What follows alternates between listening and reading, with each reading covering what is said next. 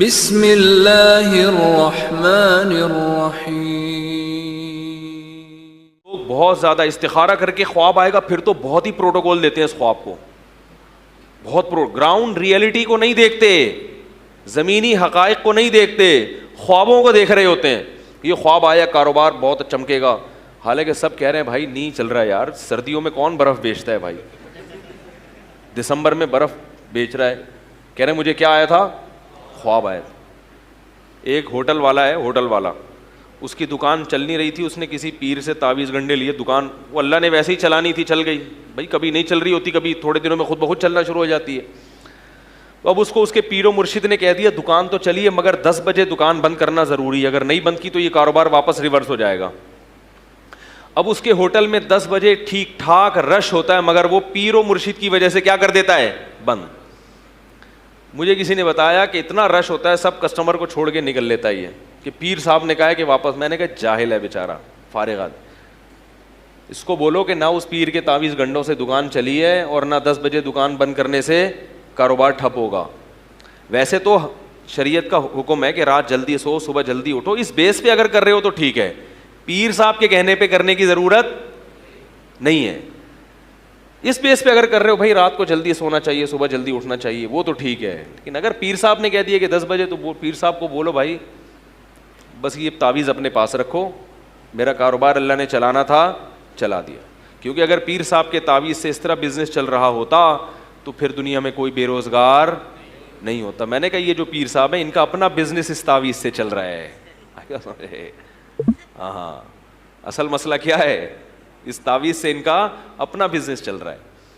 تو ایسی توہمات کی دنیا میں رہتے ہیں. جینا سیکھو تمیز کے ساتھ. توہمات، جو وہمی آدمی ہے خدا کی قسم کبھی بھی سکون میں نہیں رہتا، اس کا اللہ پہ توکل تو ہوتا ہی نہیں ہے.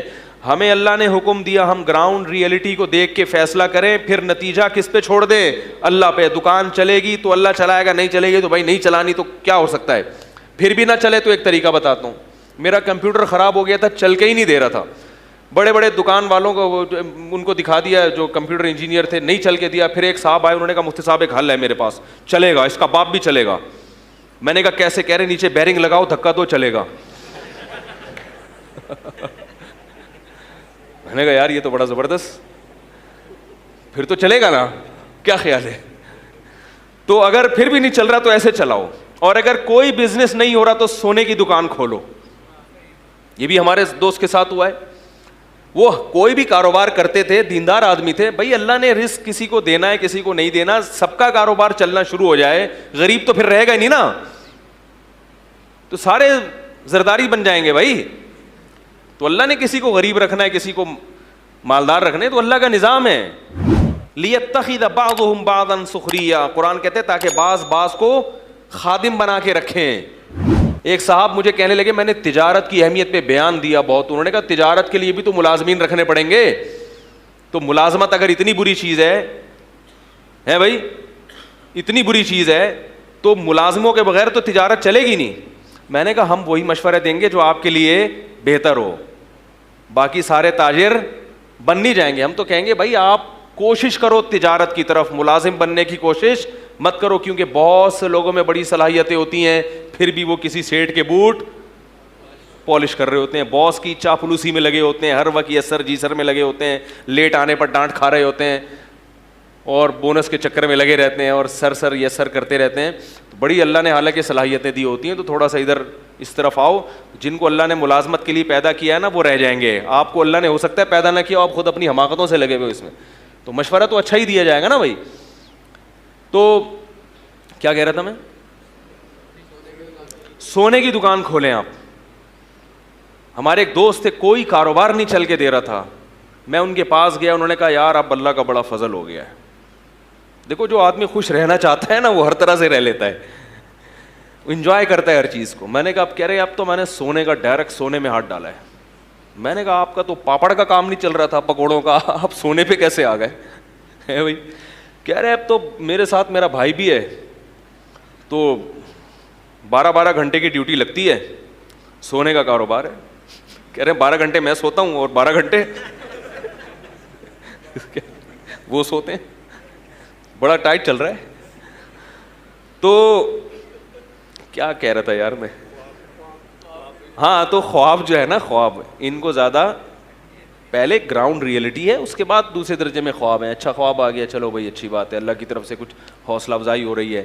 لیکن اعمال خراب ہیں اور خواب میں جنت میں ٹہل رہے ہیں تو یہ شیطان کا دھوکہ ہے. اور اعمال اچھے ہیں, گناہوں سے بچنے کی توفیق مل رہی ہے, خواب میں جہنم آ رہی ہے تو پریشان ہونے کی ضرورت نہیں ہے. قرآن کیا کہہ رہا ہے, اما من اعطا واتقا, جو دے گا اللہ کی راہ میں, صدقہ کرے گا اور گناہوں سے بچے گا, فسنیسرہ للیسرا, ہم اس کو جنت کی طرف لے جائیں گے.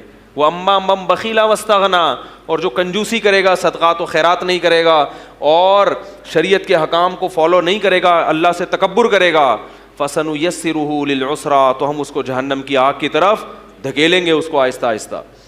تو پہلے قرآن و سنت ہے, خواب کا درجہ اس کے بولو بھائی بعد ہے. تو اس لیے کسی کو خواب میں آ جائے مرزا سچا نبی ہے, کچھ بھی نہیں ہوتا.